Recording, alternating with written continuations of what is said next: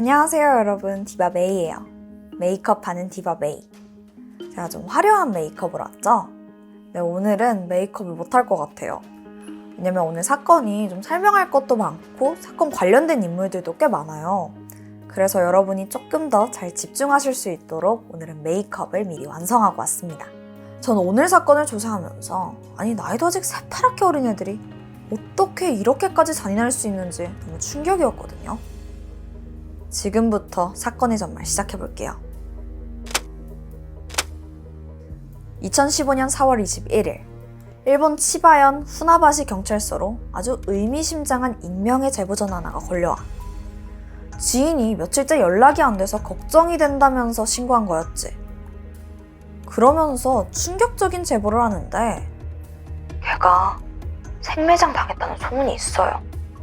이러는 거야. 이 끔찍한 소문의 주인공은 18살 노구치 마나에였어. 경찰이 조사해보니까 노구치는 4월 19일 밤에 행방이 묘연해졌는데 그날 누군가의 차를 타고 사라졌다는 거야.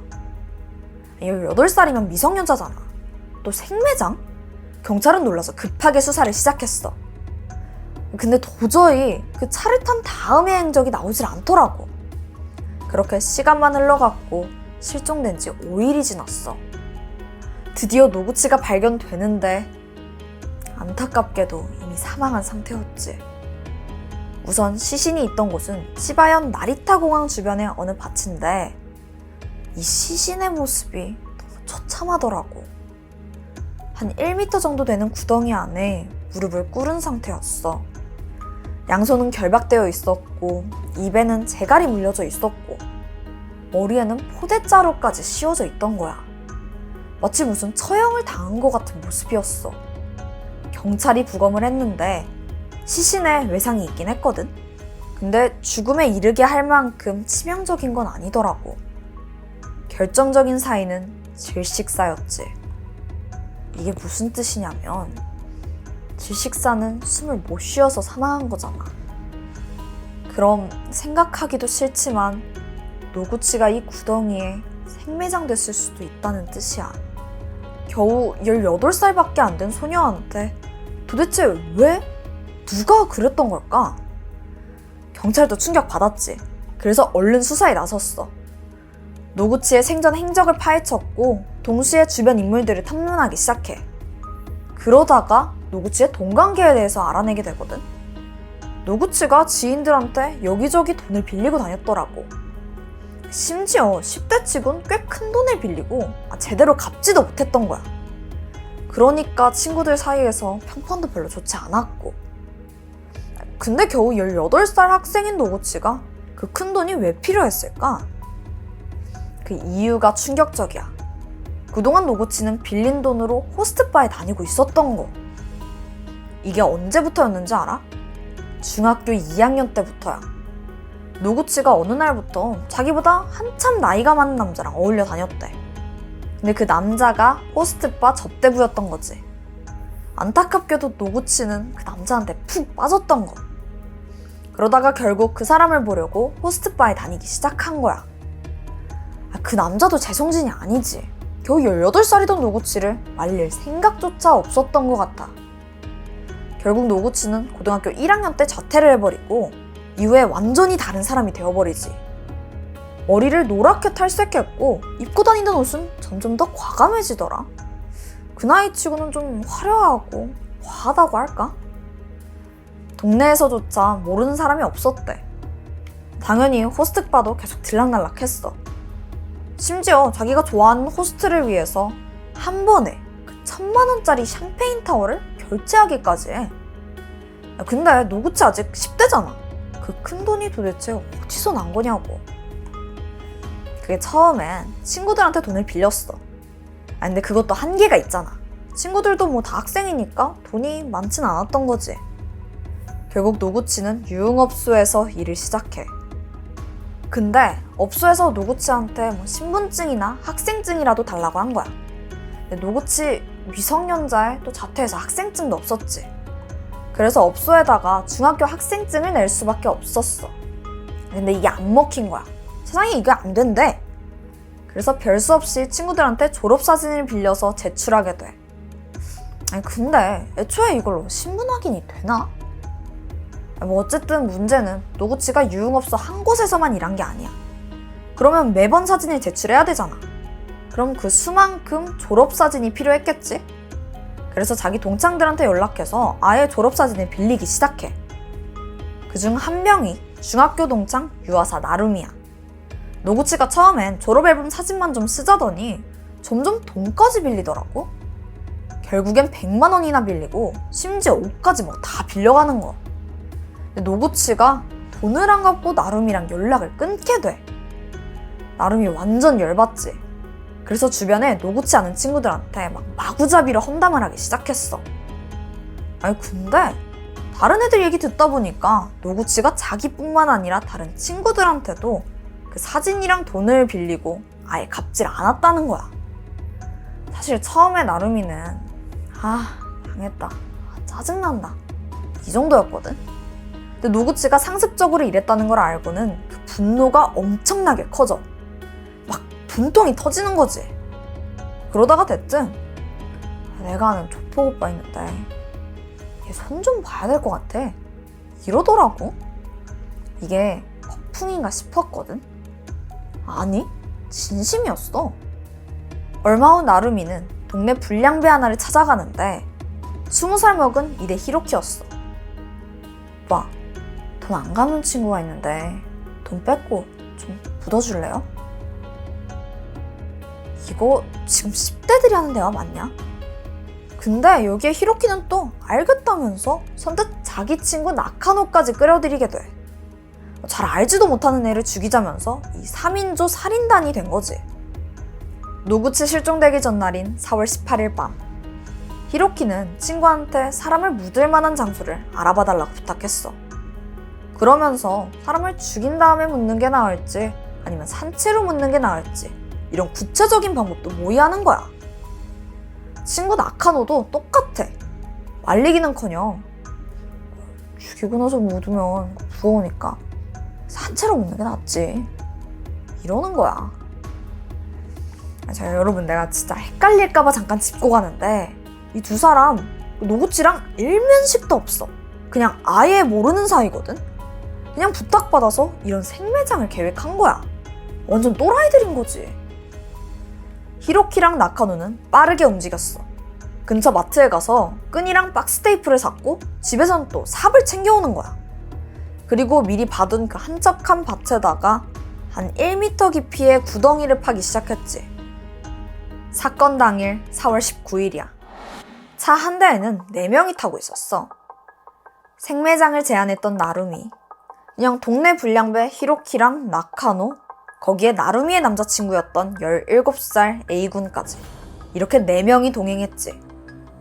이날 노구치는 어느 때처럼 호스트바에서 신나게 놀고 자기 친구들이랑 시내의 그 한 호텔로 돌아가더라고. 이걸 나루미 일행이 계속 미행하고 있었지. 잠시 후 노구치가 친구들이랑 호텔에 나서는 순간 차 한 대가 그 앞을 가로막아. 안에선 나루미가 내리더니 막 위협적으로 물었지. 왜 돈 안 갚냐? 연락은 왜 안 받냐? 그때 노구치 옆에 있던 친구에 따르면 노구치가 막 어쩔 줄 몰라 하면서 꽤 당황했대. 그래서 일단 자리를 피하려고 했어. 근데 나루미가 지들이랑 좀 같이 가야겠다면서 노구치를 거칠게 차에 태우게 돼. 이게 친구가 본 노구치의 마지막 모습이었던 거야. 한편 노구치를 납치한 차 안에서는 나루미가 계속 돈 언제 갚냐고 추궁해와. 그러면서 점점 분위기가 험악해지기 시작했지. 갑자기 노구치의 핸드폰을 빼앗더니 배터리를 분리해버리는 거야. 그리고 노구치 가방에서 지갑을 가져가더니 그 안에서 30만 원을 모두 챙겼지. 당시 노구치가 가진 건 이게 다였어. 그리고 잠시 후에 히로키가 한마디를 해. 야, 준비해. 순간 일행은 노구치의 손발을 꽁꽁 묶어서 결박했고 입에는 양말을 물리고 그 위엔 테이프를 꽁꽁 감았지. 심지어 머리엔 포대자루를 씌우기까지 해. 노구치는 왜 이러냐면서 두려움에 벌벌 떨었어. 이때 귀에다가 나루미가 속삭이더라. 이제 너 죽을 거야. 일당은 범행 장소로 이동하면서 가는 내내 노구치를 무자비하게 구타했어. 시신에 남아있던 여러 뭔가 외상이 이것 때문이었지. 구덩이에 도착한 이들은 한치의 망설임도 없이 노구치를 구덩이로 밀어버려. 노구치는 재갈이 물려있어서 살려달라고 말도 못하고 신음소리만 내고 있는데 일당은 아랑곳하지 않고 삽으로 구덩이에 흙을 채워넣기 시작해. 그 누구도 멈추지 않았어. 그렇게 범행을 끝낸 이들은 도대체 어떤 마음이었을까? 나루미는 이 상황이 꽤 만족스러웠던 것 같아. 일말의 죄의식도 없었던 거지. 심지어 또 어떤 만행을 저질렀냐면 생매장이 이뤄지는 동안 한 친구한테 메시지로 이 상황을 중계하고 있었어. 마치 즐기는 듯 했지. 지금 이 사진이 그때 그 메시지인데 지금부터 납치할 거야. 붙잡았다. 노구치 입에 양말 물리고 잔뜩 때린 다음 생매장 시켰어. 노구치 정말 겁먹고 부들부들 떨더라. 이런 문자를 보냈더라고. 후에 그날 나루미랑 연락하던 친구는 사람을 죽였는데도 마냥 즐거워하는 나루미 말투가 너무 소름 끼쳤다면서 경찰에 증언했어. 죄책감? 그런 건 전혀 없었지. 불행 중 다행으로 경찰은 빠르게 용의자를 추적하게 돼. 범행 자체가 너무도 허술한 덕분이었어. 아니 일단 결정적으로 나루미 애가 지 스스로 신나서 떠들고 다닌 거. 그러니까 소문이 난 거지. 또 범행 장소도 사실 눈에 띄기 쉬운 한 밭 한복판이었던 거야. 처음부터 뭐 숨기려고도 안 한 거지. 범인 나루미 히로키 나카노 그리고 나루미의 남자친구 A군까지. 사건이 벌어지고 며칠 후에 모두 경찰에 체포됐어. 범행을 순순히 인정하더라. 그리고 살해 동기에 대해서 물어봤더니 너무 어이없는 답변을 하는 거야. 그냥 살려뒀다가 경찰에 신고할까봐 그냥 죽였대. 이게 동기로 볼 수 있는 거야? 그나마 명확한 동기가 있는 사람은 나루미 뿐이잖아. 근데 얘 말도 기가 막혀. 그냥 짜증나서요. 짜증난다고 사람을 생매장하냐? 2016년 11월 11일 첫 공판이 열렸어. 이날 나루미 히로키 나카노 모두 무기징역을 선고받았고 남자친구 A씨는 살인에 직접적으로 가담하지 않았다고 판단되면서 소년원으로 가게 돼. 근데 나루미가 억울하다면서 항소를 하더라. 직접적으로 살인하진 않았다는 거야. 뻔뻔하지. 애초에 이걸 시작한 게 나루미잖아. 나중에 한 기자가 유가족한테 사과할 마음이 있냐고 물어봤거든. 아주 뻔뻔하게 대답하더라. 없는데요? 이걸 들은 유가족들은 얼마나 더 분노했겠어. 노구치의 아버지는 나루미를 사형에 처해달라고 법원에 강력하게 요청하기도 해. 결국 나루미의 항소는 기각됐고 최종 재판에서 무기징역이 확정됐지.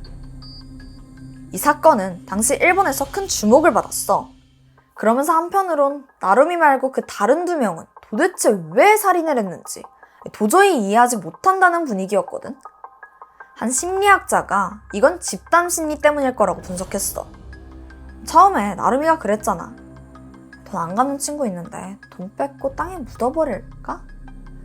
이게 마치 애들 사이에선 그냥 뭐 장난? 일탈? 이 정도라고 생각했던 거지.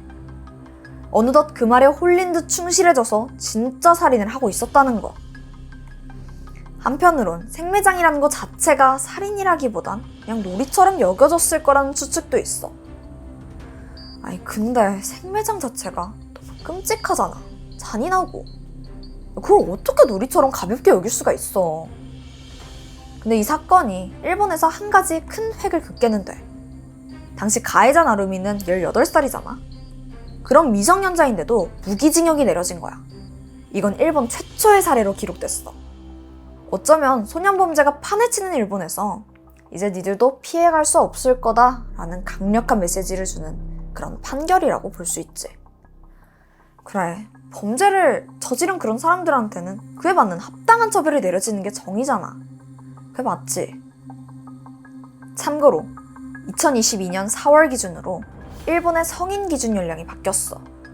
원래는 만 20세부터가 성인인데 이제는 만 18세부터가 성인이래. 그러면서 특정 소년이라는 기준이 새롭게 생겨났거든. 이게 갓 성인이 된 18살과 19살 범죄자들을 말하는 건데, 그러니까 17살 아이들은 범죄를 저질러도 가장재판소로 가거든.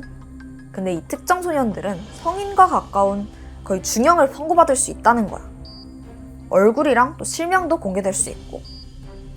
몇몇은 오늘 소개한 이 생매장 사건이 법 개정에 결정적인 영향을 끼쳤다고도 해. 근데 중요한 건 우리도 그 촉법 소년, 또 소년 재판 이런 거 얘기할 때 또 예를 드는 게 일본이거든. 가깝지만 먼 이 일본에서도 이렇게 기준이 엄격해졌다면 우리나라도 곧 머지않았다고 생각해. 난 나이에 상관없이 저지른 죄에 따라서 그냥 제대로 벌을 받는 그런 합리적인 사회가 되길 바랄 뿐이야. 오늘 내가 준비한 스토리는 여기까지야. 그럼 난 다음에 또 새로운 스토리로 찾아올게. 그럼 우리 또 만나자. 안녕.